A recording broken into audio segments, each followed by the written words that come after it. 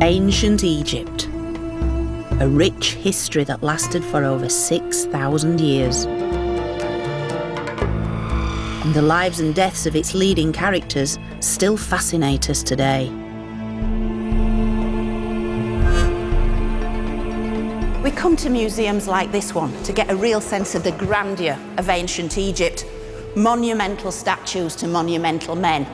But when we start to look around at the faces here, they are just that, men. So where are all the women of ancient Egypt? Well, of course, the most famous is Cleopatra the Great.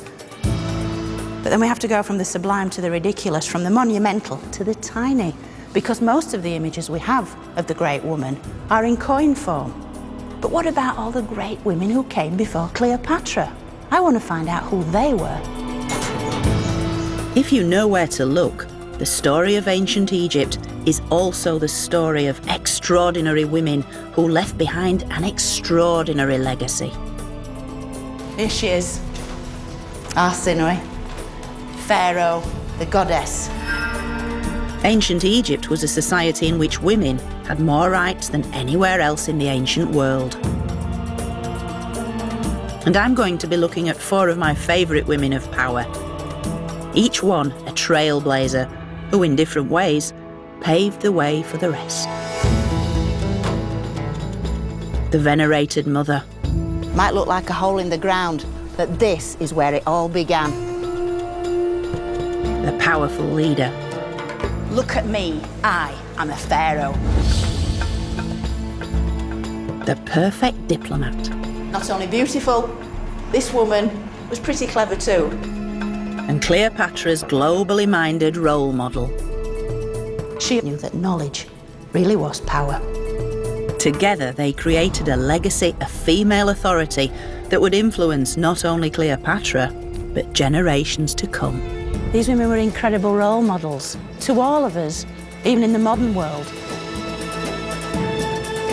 And by telling their story, I'll be taking a fresh look at this great civilization through the eyes of the other half of ancient Egypt. It's women.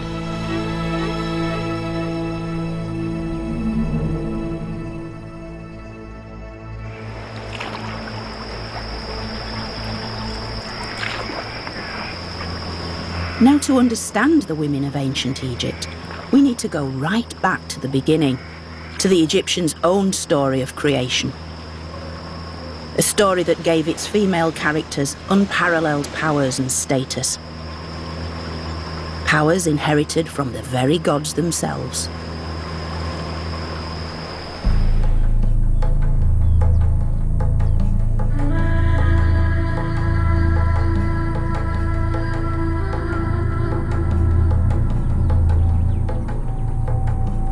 Now, the ancient Egyptians had countless versions of the creation story, but most of them centred on their very distinctive environment and the life-giving waters of the wonderful River Nile. Now, in essence, what these creation myths tried to suggest was that all life had started from these waters of creation, from which the great sun, the source of all life, had first emerged to create the deities, the multitude of Egyptian deities, male and female, no less important and just as numerous as each other. The most famous of these was the great goddess Isis and Osiris, brother-sister gods who were also husband and wife. Now, according to the ancient Egyptians, unlike most ancient cultures, it was Isis who was the active, dominant partner, whereas Osiris was a rather passive fellow. In fact, he was killed off early on in the story. Oh, poor Osiris. The only power in the universe strong enough to bring him back to life and resurrect him was his great sister, Isis, who brought to bear all her great magic to resurrect him from the dead. And from this pair, so began all humankind.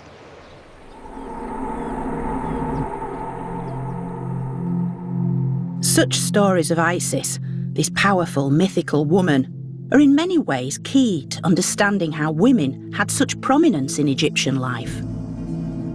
For Isis was venerated as a divine mother figure. And the first real woman I'm going in search of gained her own power and prestige as a mother. She lived in the early time of the pharaohs, known as the Old Kingdom, more than 4,500 years ago. And her name was Hetep-Heres.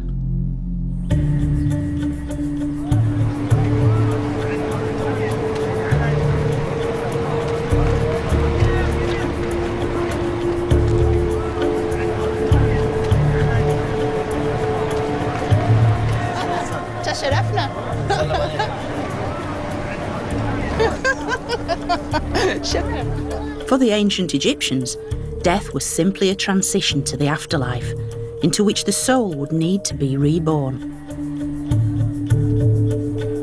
And to house their souls as well as their bodies, the Egyptian elite built ever more elaborate tombs.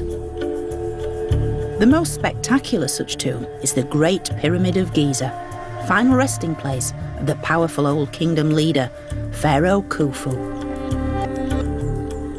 Everybody comes to Egypt to see these, and they are very big, they are very grand, and they are very imposing. But I'm here today to see something even more interesting, just over there.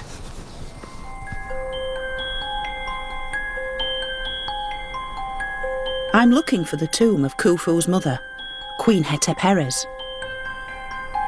For as mother of the king, it seems that Khufu wanted her to be buried close by to ensure his rebirth into the next world.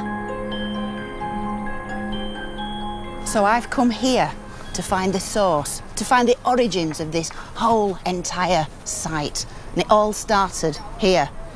Might look like a hole in the ground, but this is where it all began.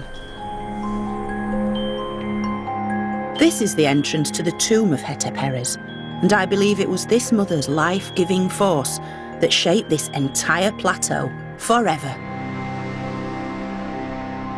Now, in Hetep-Heres' day, this landscape was a very special landscape. It was on the edge of the desert where the Egyptians traditionally buried their dead, in the land of the west, the land where the sun set. And yet, at her time, this entire plateau had nothing on it. The rest of this necropolis unfolded as a result of her tomb being here. And it was filled with the most spectacular golden treasures, because 20 metres down this steep shaft at the very bottom is the burial chamber, and Hetep-Heres' personal belongings, covered in gold, were found there in 1925.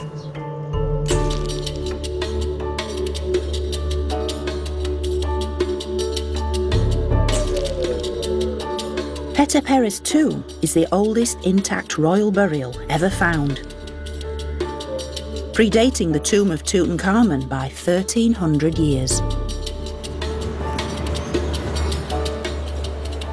And all the contents of that tiny little tomb came here, to this quiet corner of Cairo Museum.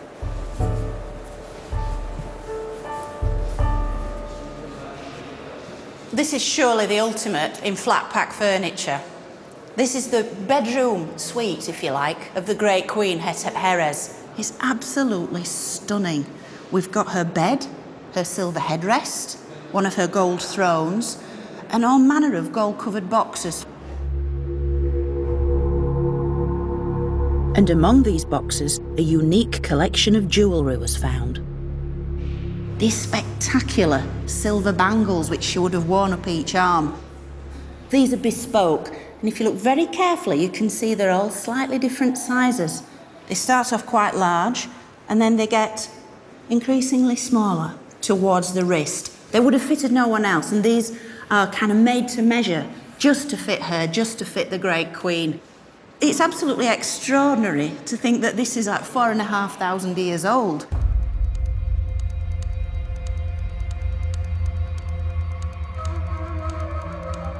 As King Khufu's mother, Hetep-Heres was the most important woman in his life. So he made sure that her tomb was filled with all the luxuries she would need in the afterlife.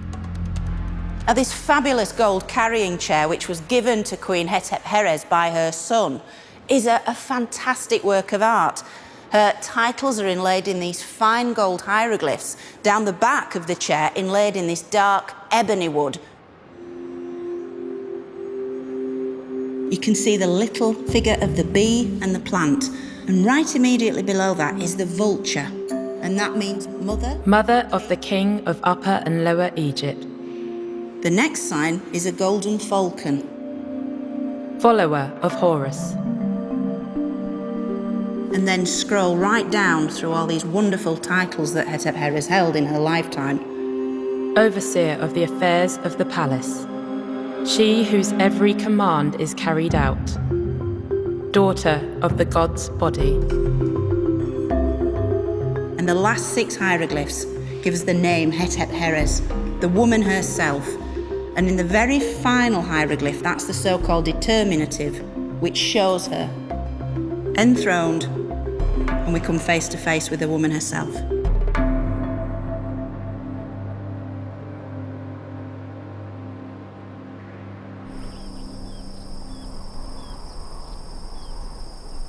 Being the mother of the king certainly had its perks, and being carried around was one of them. For a slightly less royal ride in the desert, I've asked Fatih and Ibrahim for help. Now, this wonderful thing is a replica of Hetep's carrying chair, and I'm going to try it out now.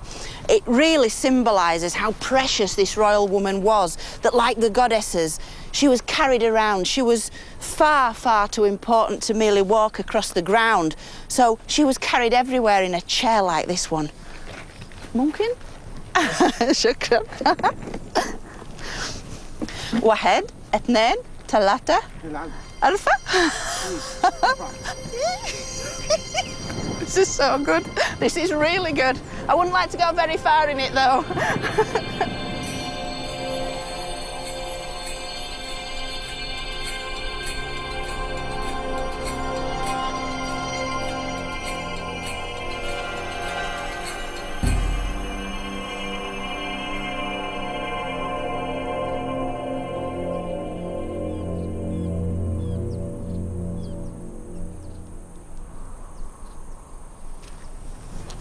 Now, although in many ways Hetep was the source of everything here, she was only ever the king's mother.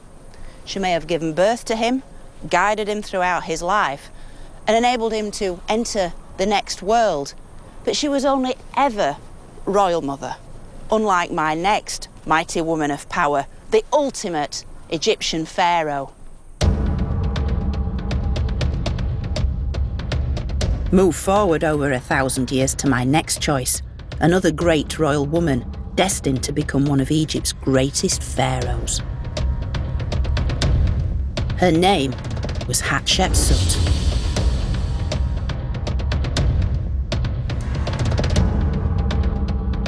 And although at least 15 women are now known to have ruled Egypt as pharaoh, Hatshepsut would really make history as both a monumental builder and a royal warrior.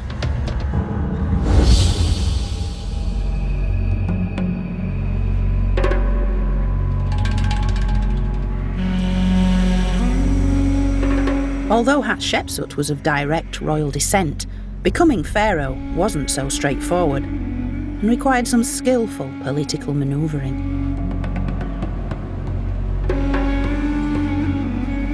At the death of her husband, the reigning pharaoh, her stepson and heir to the throne was too young to rule, so Hatshepsut ruled on his behalf and was eventually crowned king.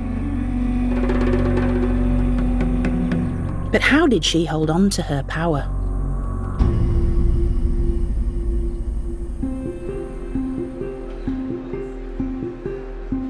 Staring down on visitors to Cairo Museum, her intimidating presence can still be felt. All pharaohs had to look the part, but it was especially important for a woman to project herself as the perfect leader. It's all about how you looked. If you looked like a pharaoh, you were a pharaoh. You took on the attributes of a pharaoh, and that's exactly what Hatshepsut's doing here. The correct crown, the tie on false beard, and other parts of the regalia were all meant to emphasise to her subjects, because you're looking at 99% illiterate subjects. They couldn't read royal edicts, they couldn't read any sacred inscription. It was all about the visual. And that is what Hatshepsut was so brilliant at doing, this ultimate in propaganda. Look at me, I am a pharaoh.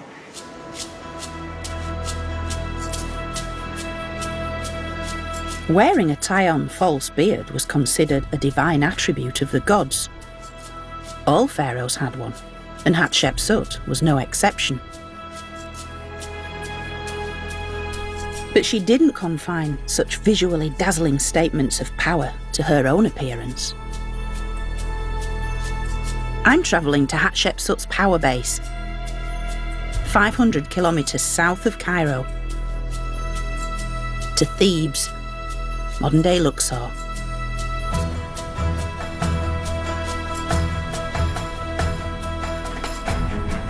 For here, Hatshepsut remodelled the landscape with a whole series of monumental buildings, the most famous, her sublime funerary temple at Deir el-Bahri.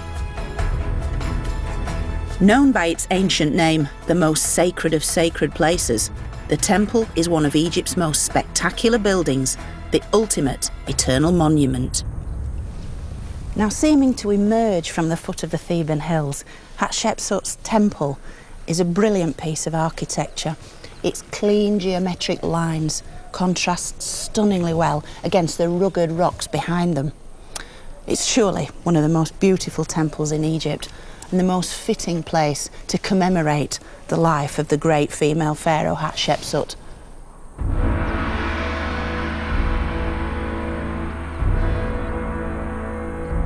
The setting of the temple is indeed awe-inspiring.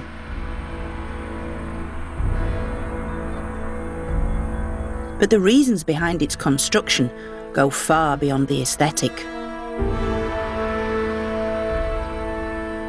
Now, Hatshepsut built here for three specific reasons. Firstly, it lay directly across from the great temple of the state god Amun-Ra. Secondly, offerings could be left for her soul for eternity, rather than disturbing the peace of her tomb. And thirdly, this place was filled with scenes personally selected by Hatshepsut, illustrating and emphasising her right to the throne. In short, this was a piece of permanent political propaganda.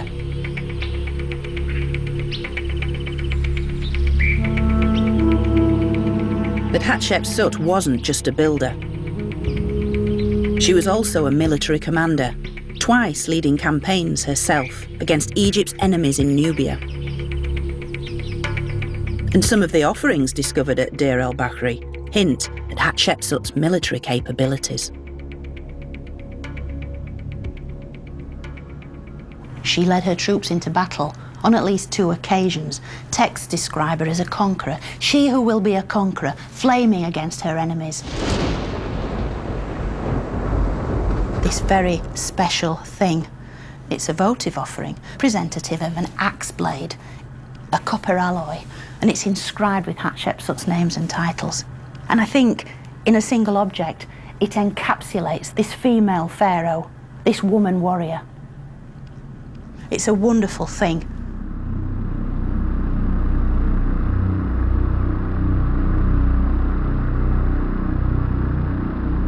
Having proved her military skills, Hatshepsut turned her attention to securing the nation's peaceful prosperity.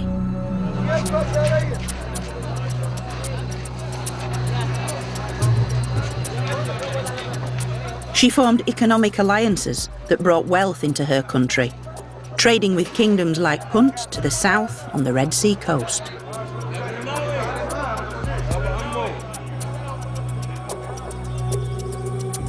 Now, Hatshepsut certainly expanded Egypt's trade routes and initiated commerce on a large scale.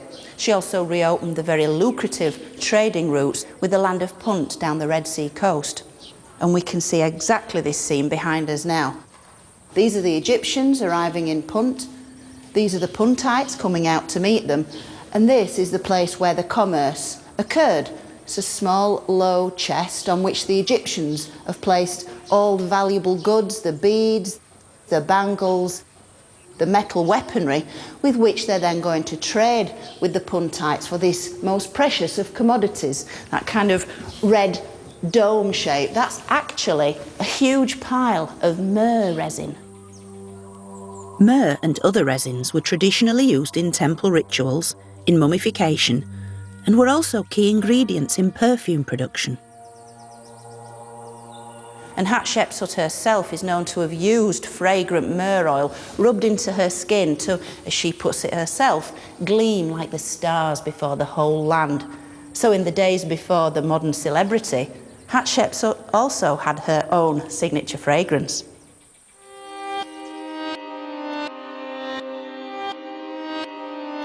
The details in such scenes certainly help piece together how Hatshepsut managed to hold on to power for over 20 years.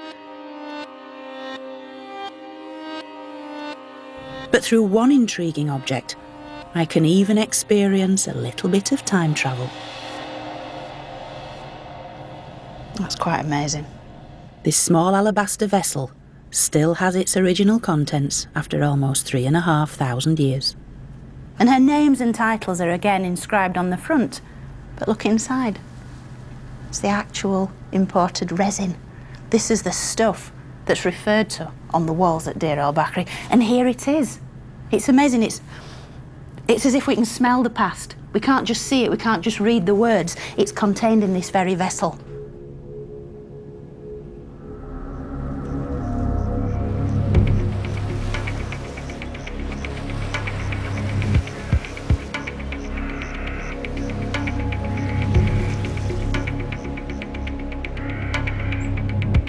Maintaining power for more than 2 decades of peace and prosperity, Hatshepsut was the most successful female monarch Egypt had yet seen. And she had proved beyond doubt that an effective leader didn't have to be a man.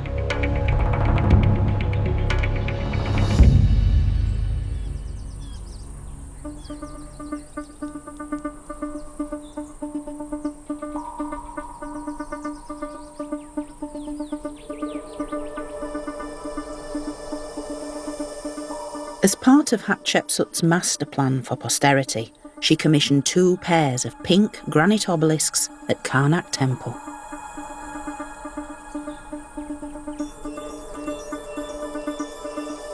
At almost 30 metres high, this one is the tallest still standing anywhere in Egypt. In her own words, she tells us why she wanted to set up such striking monuments as a tribute to her father, to the one who made me, she says. And by father, she didn't mean her natural parent, but Amun, the king of the gods, to whom this whole temple is dedicated. Their tops would have been capped with electrum, which is a blend of gold and silver. And the idea is they acted as a kind of esoteric lightning rod to catch the very first rays of the sun at dawn, to transmit that solar power down here into the heart of Karnak Temple, where it could then be redistributed for the good of Egypt.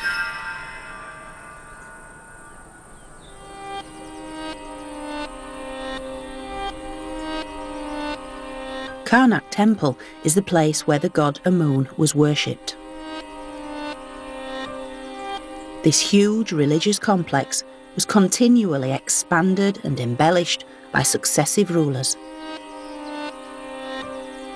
And Hatshepsut made sure that she paid tribute to the king of the gods in the grandest of styles. This is the Red Chapel of Hatshepsut. This shrine was known as the place of the heart of Amun, the state god, and lay at the very centre of his great temple, Karnak. It was kind of like a sacred garage, which housed the sacred bark or boat on which the god's statue stood and would have been paraded around in procession, as we can see here on these wall scenes behind me. You can see the rows of shaven-headed priests bringing in the sacred bark on which the statue of the god is housed, hidden behind these little curtains to keep him from profane eyes. And the bark itself is being greeted by the 2 co-rulers, the young male pharaoh, Thutmosis, bringing up the ceremonial rear as a kind of glorified magician's assistant. He's burning incense to welcome the god's arrival. And yet centre stage is Hatshepsut herself. Make no mistake, she's the most important figure here. She is the senior partner. She is the child of God.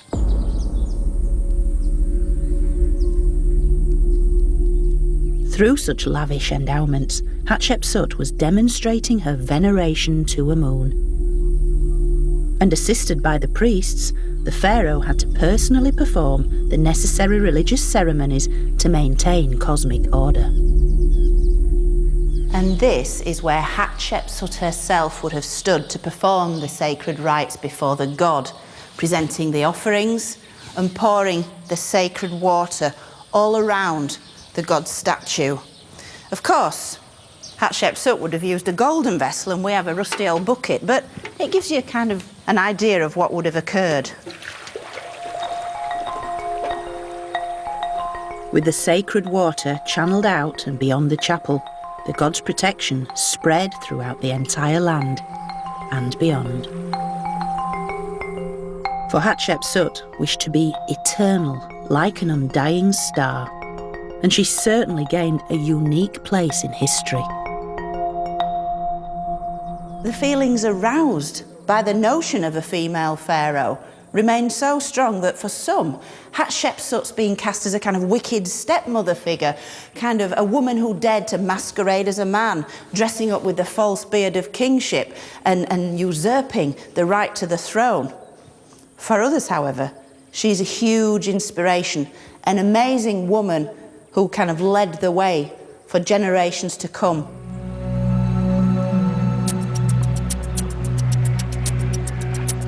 Hatshepsut's reign had been a triumph, and yet, at her death, her stepson took sole power, and for now, female rule was over.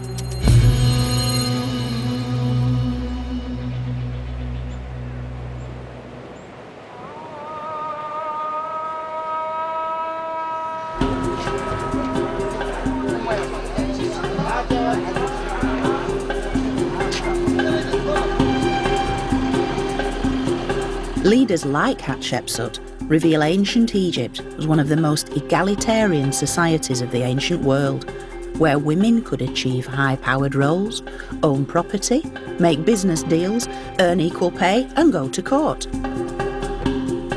It may all sound reasonable now, but it was highly unusual back then.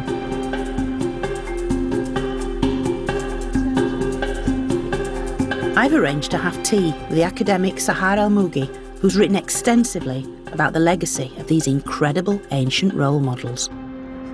Tell me, Sahar, in terms of the female rulers of ancient Egypt, when you were growing up, was it easy to find out about them, about their legacy? Because I know there's very little in the Egyptological literature about them. They seem to have been swept very much under the academic carpet. But what's the situation in Egypt? Was it different for you? I grew up not knowing about those women, except in bits and pieces, in boring history books at school. In the process of writing, I was like getting to know my mothers and grandmothers. And that's why in my writings, those female goddesses come back to life as inspiring figures. The amount of power that I received from knowing about them through my own eyes, it was immense. It was magical. It was like, wow, this is where I come from.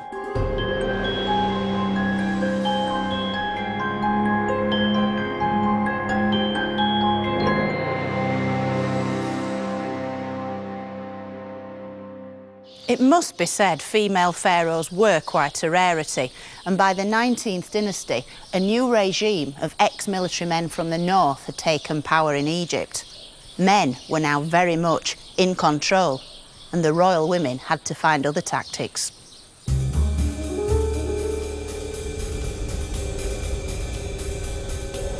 Around 150 years after the death of Hatshepsut, my next woman used diplomatic skills to assert herself at the heart of Egyptian politics. Her name was Nefertari. Meaning the loveliest one of all, Nefertari was not only beautiful, she was also one of Egypt's most gifted queen consorts.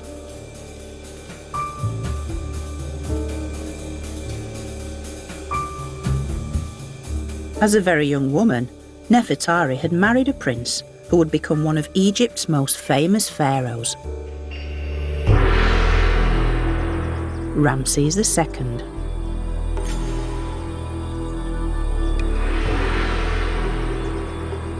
And it's quite impossible to go anywhere in Egypt without bumping into him. For he ruled longer, built bigger, and certainly boasted more than almost any other pharaoh. In ancient Egypt, size is everything, and Ramses himself has accurately been described as the giant planet Jupiter, brilliant at a distance, but essentially a ball of gas.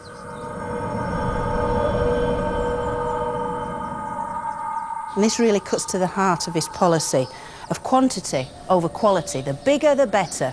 And this is wonderfully expressed by this statue here. We can see Ramses on a colossal scale, while even his favourite wife, Nefertari, clutches at the back of his leg, not even as high as his knee. So in order to find out more about her, we have to travel beyond Egypt's traditional boundaries.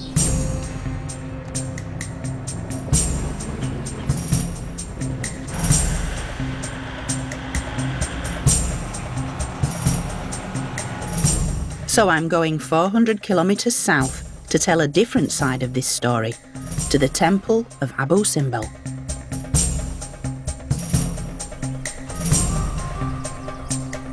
As one of the most monumental examples of pharaonic might, it was built on the border with volatile Nubia and was designed to strike fear and respect into all who sailed past along the Nile toward Egypt.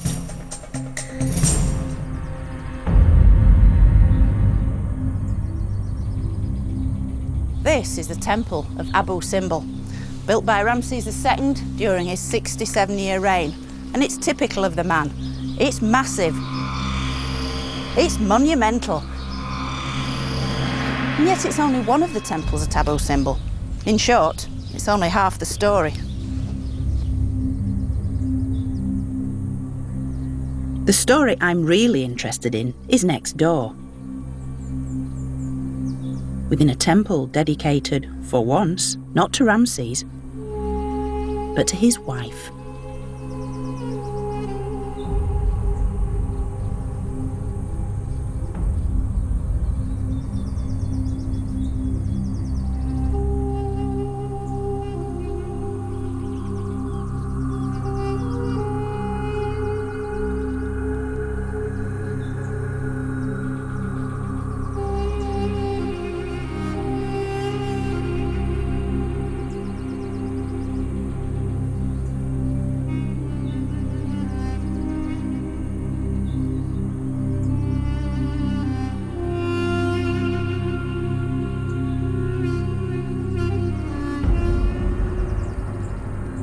And here she is, the great queen Nefertari, standing a colossal 33 feet tall.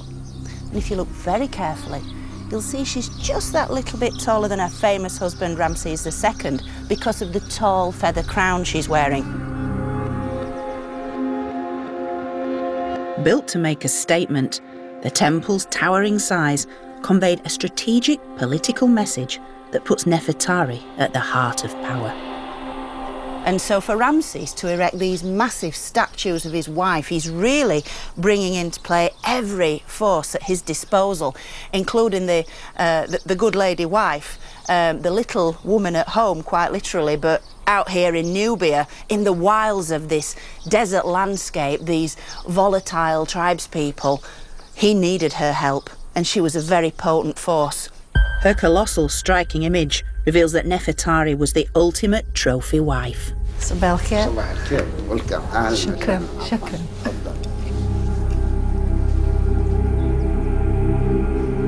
In the interior of her temple, Nefertari appears in a variety of scenes, performing a series of sacred rites, taking an active role next to her husband.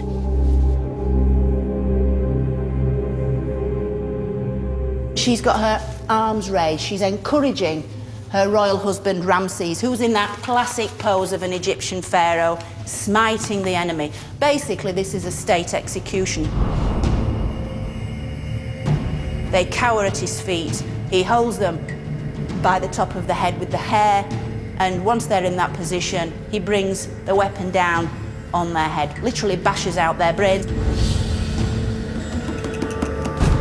And all the while, Nefertari on the sidelines as a kind of royal cheerleader, if you like.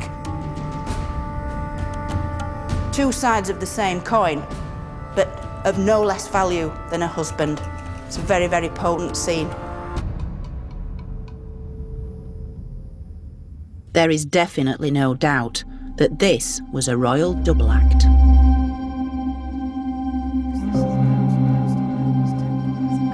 Egyptologist and Abu Simbel director Dr. Ahmed Salah has spent many years studying the images within both these temples.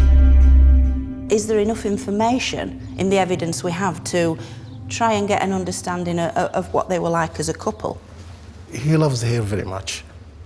He married her before he ascended to the throne. That means he had fallen in love with Nefertari. She accompanied him like a deputy. Yet it seems that when Nefertari sailed this far south, her health was fading fast. The sad story here is Nefertari didn't see her temple. She was sick. She staying in the boat. Maybe she can see the statues of her outside, but she didn't come to inside her temple. What a shame she could only view the exterior. At least she saw her statues. This is a sad story. It is a sad story. Yeah, I think this is the last time of Nefertari. We are talking about the 24th year of his reign. This is the last year of Nefertari, because when she go back to Thebes, I think she died and she buried there.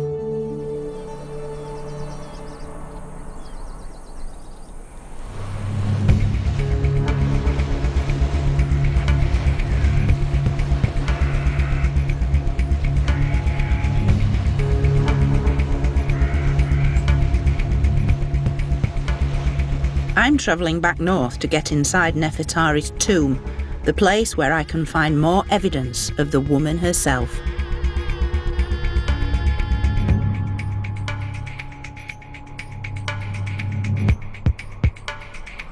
Located in the Valley of the Queens, its scenes are so delicate that access is limited. I've just been given permission to personally unlock the tomb of Nefertari, the great royal wife of Ramses II, and I'm really excited because this is an absolute gem of a tomb. I've only ever seen it once before when I was much younger, so this is going to be a rare treat. That is a big key. Oh my word.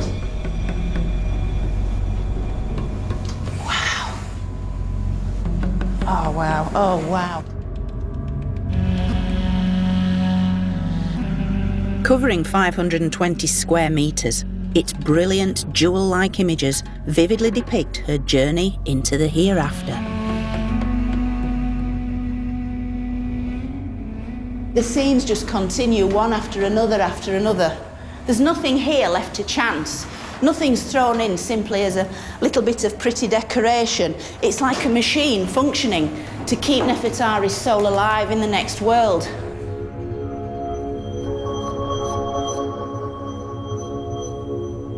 Great attention was given to her appearance.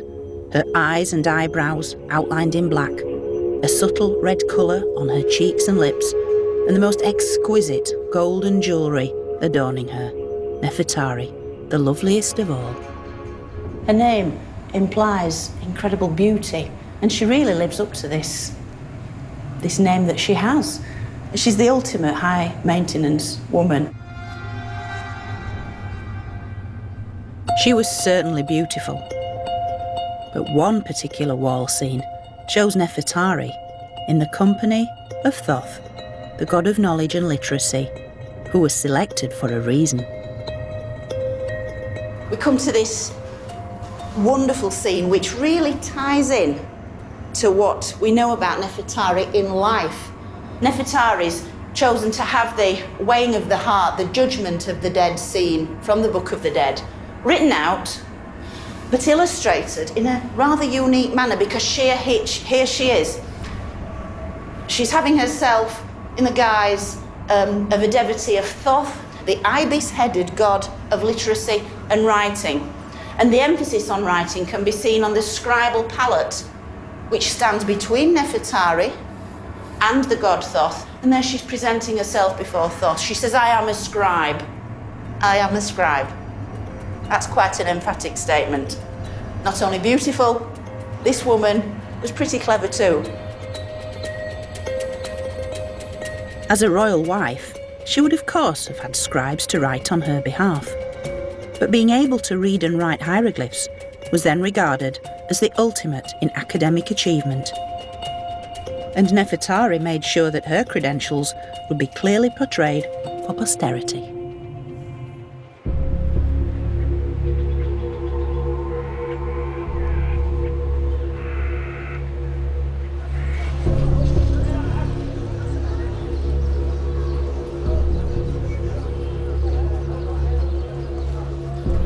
Being the wife of such a domineering husband would also have required a considerable amount of gentle persuasion and soft power. Skills best shown in diplomatic correspondence exchanged with Egypt's great rivals, the Hittites of Anatolia in modern Turkey. Nefertari is known to have corresponded with her opposite number in the Hittite heartland, the great queen Pudahipa. And it's amazing that one of these very letters has actually survived. Nefertari would have composed her own letter in the Egyptian language, and then a bilingual scribe would have translated it into cuneiform and then embossed it on small clay tablets. This is the exact letter that Nefertari wrote to Pudahipa.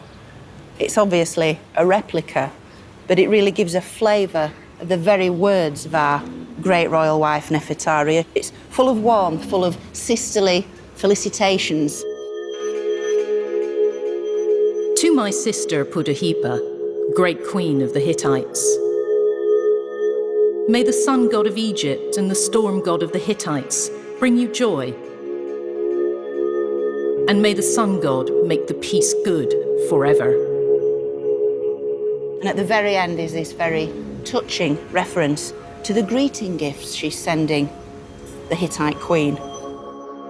I've sent you a greeting gift, my sister. For your neck, a necklace of pure gold, and some coloured linen to make a royal robe for your husband, the king.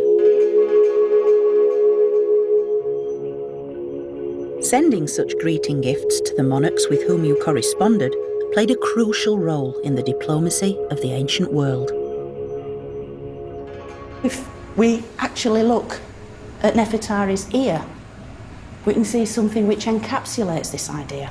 Because regardless of all the gold, all Egyptian royals were dripping in gold. Everybody knew that gold was as common as dust in Egypt. You only have to pick it up, wrote the ancient correspondents. But in Nefertari's ear is a silver earring, of far more value. Not only that, it isn't even an Egyptian earring. It's a style of Greek earring, because these silver pieces of jewellery were sent to Nefertari from the Aegean area. So in faraway Greece, they knew about Nefertari, and these earrings were sent to her, and she wore them with great pride throughout her life. So there's rather more to this jewellery and frocks business than at first meets the eye.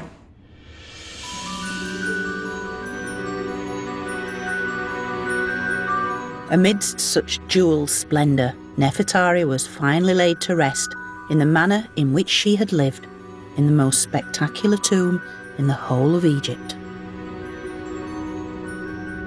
I think one of the things that strikes you most emphatically when you catch your breath and calm down and start looking at these things in a more logical rather than an emotional way, you suddenly realise that Nefertari's husband's not here. The great Ramses is nowhere present. He's on every temple throughout Egypt. He's everywhere. And yet here, in his wife's last resting place, there isn't a single image of him. Now, of course, Egyptologists have postulated many theories about why the great Ramses wasn't actually portrayed in his wife's tomb. I personally prefer to think that she herself thought, well, I've lived with him for so many years, and in the next world it'd be wonderful not to have to listen to him forever. But whatever the real reason, there's no doubting the importance and influence of Nefertari as queen of one of Egypt's best-known pharaohs.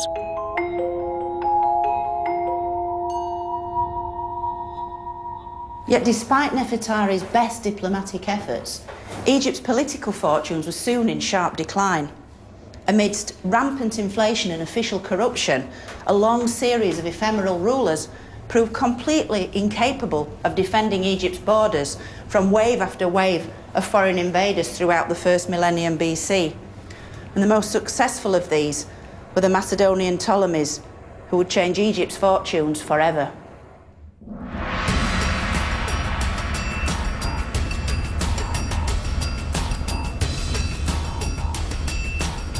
"900 years after Nefertari, a new era in Egypt's history produced the first female pharaoh of the Ptolemies, Arsinoe.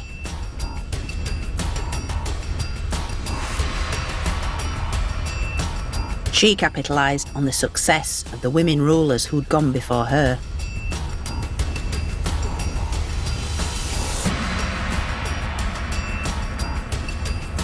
Arsinoe was able to bring together two worlds, the Egyptian and the Greek, building on a legacy inherited from the most famous Greek of them all, Alexander the Great.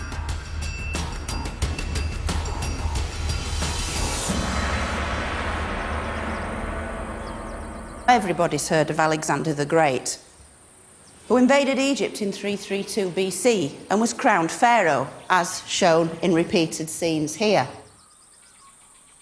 Alexander was then succeeded by his rumoured half-brother Ptolemy, whose dynasty then went on to rule Egypt for the last 3 centuries BC.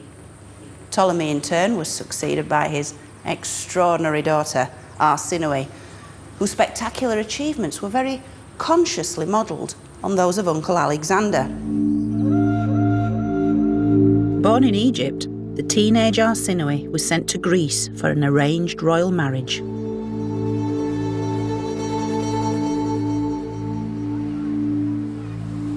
Then, at the death of her husband, the king, and a second disastrous marriage, she fled for her life back to Egypt. But having acquired a taste for power, Arsinoe persuaded her younger brother, the pharaoh, to marry her. He would be her route to the crown. In one move, Arsinoe became ruler of two worlds, Egypt and the Greek Mediterranean.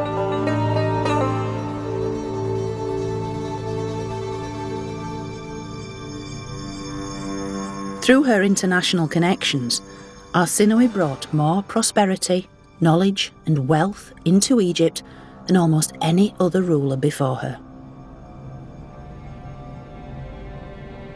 The bronze figure is all very interesting because you have Arsinoe almost giving the queenly wave, if you like, a very regal posture. She's striking. But look what she's carrying in her left arm. It's a cornucopia, which is a kind of Greek pointed vessel, but within it, all the bounty, the fruits, the flowers, the wealth of Egypt. And there isn't just one cornucopia, but two. She's bringing double the amount that anyone else can possibly bring.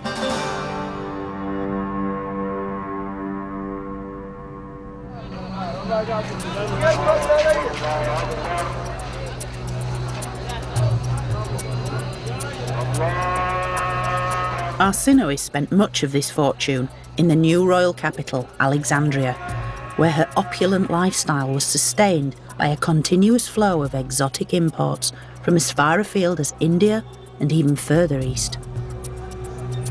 And as goods like ivory, silk and jewels poured into the country, the rest of the population thrived too, as Egypt became the greatest marketplace on earth. Maselke? Maselke, hello. Hello. Maselke. Maselke. كويس. شكرا. Well, I didn't. Emerald, but not real one. ممكن. شكرا. Let's try this one. That's okay. Looking for some fabric. Oh, that's beautiful. بكم? How much? بكم 45 Fixed price? Okay. Well, that's good. So with commerce operating on such a vast scale, Arsinoe and her brother set up a sophisticated bureaucracy to manage the staggering wealth circulating within their empire. Now, coinage, finance, plays a huge part in Arsinoe's story. She was an extraordinary woman. She had a huge personal fortune, and her financial acumen was very much focused on Egypt's own finances. She and her brother husband Ptolemy created a kind of doomsday-style inventory of all Egypt's assets. She created royal monopolies on absolutely everything, making sure that finance flowed directly into the royal house. And in ancient Egypt's previously barter economy, coinage played a crucial role. It became increasingly common as a means of financial transactions. Pretty much, it was the beginnings of capitalism.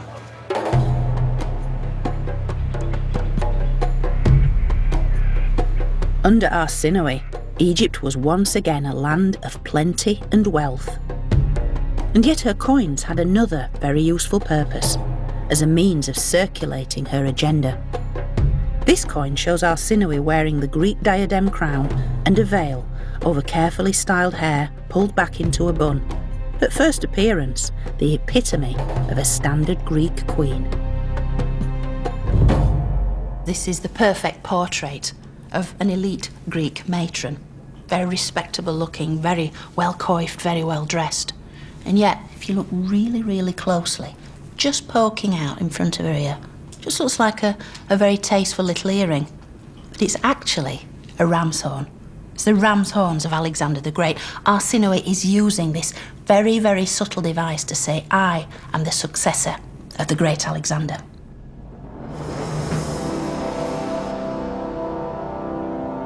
As his successor, Arsinoe built on the legacy of Alexander, whose emblems were the ram's horns of Egypt's state god Amun.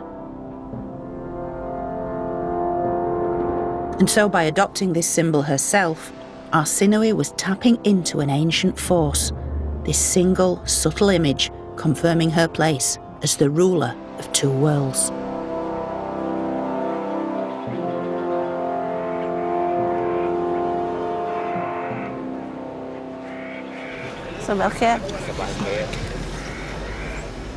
Almost 200 kilometres south of Luxor, a remarkable site on an island in the middle of the Nile gives a real sense of the power at Arsinoe's disposal.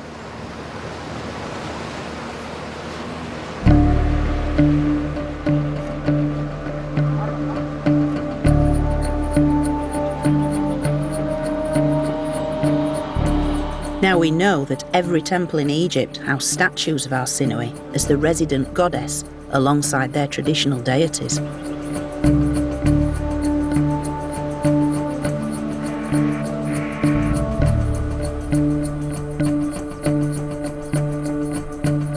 But at Philae, she was also worshipped as the equivalent of Isis herself, the mother of all gods.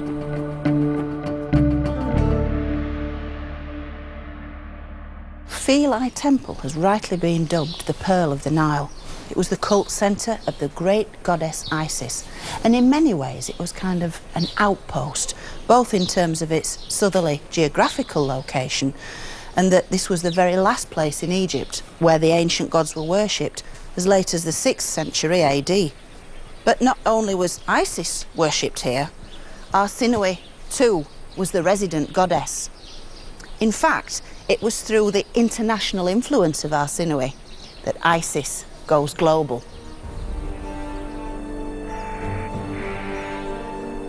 Arsinoe's desire to be seen as the active goddess Isis sent a very clear message to her subjects.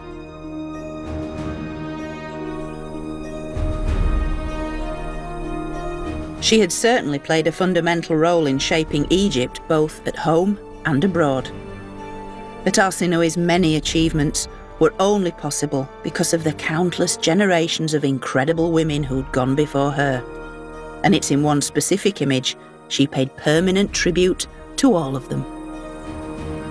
Follow me this way. Here she is, Arsinoe, pharaoh, the goddess. She's got all her regalia on that emphasises just how much power this woman has. And it's the crown, the focus of so much recent research that can tell us so much. We can even deconstruct it to tell Arsinoe's full story. If we start with this crown, this is the red crown. It represents northern Egypt and very much embodies the idea that Arsinoe ruled from the royal capital Alexandria on Egypt's northern coastline. Next of all, we have the two tall feathers at the top and the cow's horns, as worn by the great royal wife Nefertari, wife of Ramses II. And then we move on to the twisted ram's horns. Of course, various forms of ram's horns are associated with the great state god Amun-Ra, a favourite deity of Hatshepsut. And finally, at the very heart of this very special crown, the sun disk, the great creator of all life, takes us right back to the Pyramid Age and Hetep-Heres, the Queen Mother. So by taking on this crown, Arsinoe is telling us she's taking on the accumulated powers of all these great women who were in power in Egypt from so many centuries before her. It's a wonderful thing.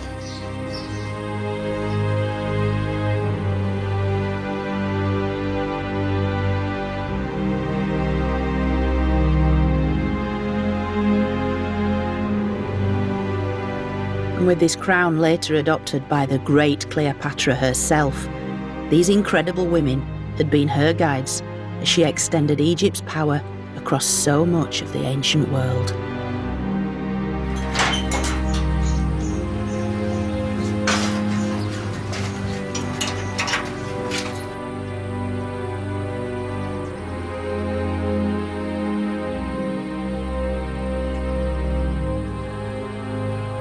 Now, I must say this journey for me has been an incredible opportunity to engage with ancient Egypt in a new and very fresh way. It's allowed me to investigate the lives of some incredible people, four amazing women. These women were incredible role models to all of us, even in the modern world.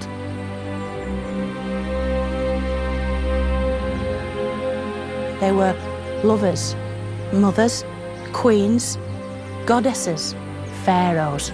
They were incredibly strong, they were incredibly capable, and they underpinned the whole of this fantastic ancient civilization.